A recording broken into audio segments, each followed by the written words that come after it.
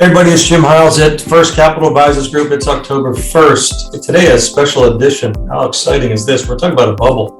I've had a lot of conversations with people about where we are, what a bubble is or isn't, and whether or not we're in one. Let's take a look at this and break it down. Generally, there are 5 characteristics to a financial bubble: increased liquidity, increased use of leverage, democratization of the market, increased new issues, and increased turnover. So let's sort of sit back and let that percolate a little bit. A lot of those terms, it almost sound familiar to what's going on today. We start looking back and see what's gone on in the last 12 months. This isn't necessarily a 100% accurate predictor, but we have seen bubbles before. And this data comes from Richard Bernstein Associates. Richard Bernstein is a colleague of mine and a person I think is probably one of the better minds out there in Wall Street. He has his own firm now. You can look him up. But he says there's basically a similar anatomy of a bubble that occurs most of the time. And it's not going to predict anything today. It just gives you more indications of kind of where we are and how you might allocate your assets to take advantage of the situation. Let's not look at it as a negative per se. But you can see in this chart the anatomy and follow. There is this step or process or at least checkpoints that are typically ticked off when you go through a financial crisis, a financial bubble. Let's break it down a little bit here. I know these charts are somewhat small, but if you squeeze in here a little bit, I'll kind of explain it. Basically, the first thing to look at is monetary and fiscal stimulus. It doesn't take anybody who hasn't read the paper in the last 12, 18 months figure out that we haven't printed a heck of a lot of money. And that is monetary and fiscal stimulus. Whether or not it's working is debatable. And you look at the quote unquote money supply, the amount of money in the system, you can see this huge spike.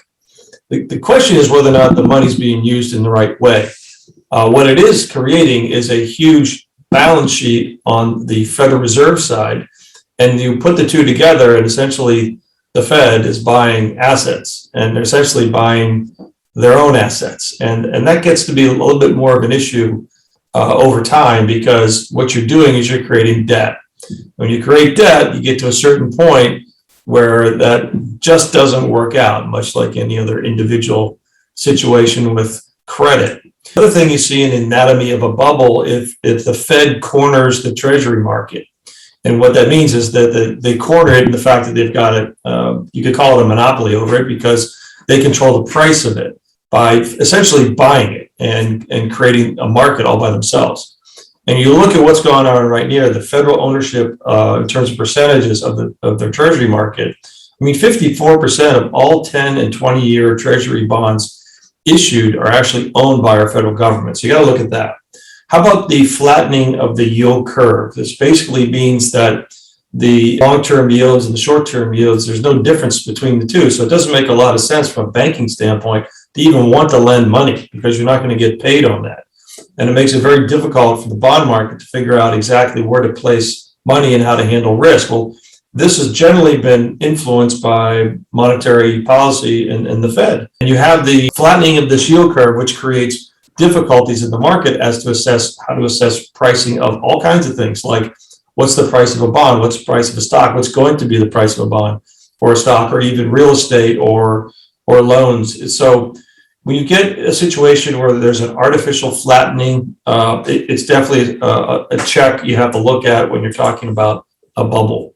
What about bank lending and lagging liquidity? So the ratio of lending to liquidity, meaning there are a lot more loans out there than there is money to back those loans. So we got to be careful about that. Hype, a lot of hype. Let's talk about hype. How about for those of you who have cryptocurrency, that can be construed as hype. The meme stocks, the Robin Hoods, the fact that people are borrowing money to buy stocks creates a hype or some sort of, let's call it froth in the marketplace that you tend to see toward market tops.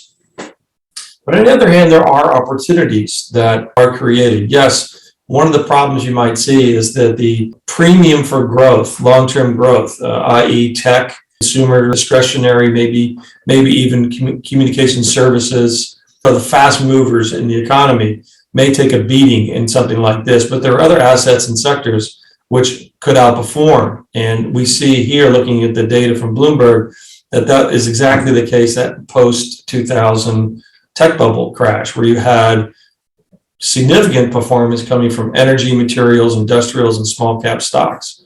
And also looking outside the United States, if you look at the decade 2000, 2010, emerging markets, internationals did quite well. So these are the things that we're looking at, you should be looking at as part of the portfolio. One of the reasons you're diversified is because you probably already have a number of these things for these types of an event.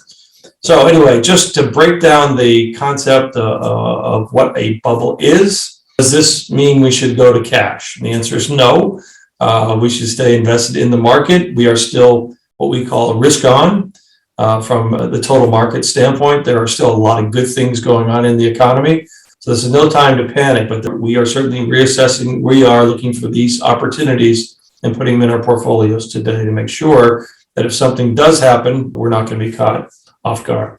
Any questions on this? Happy to talk to you about it. Please feel free to give me a call. Thanks.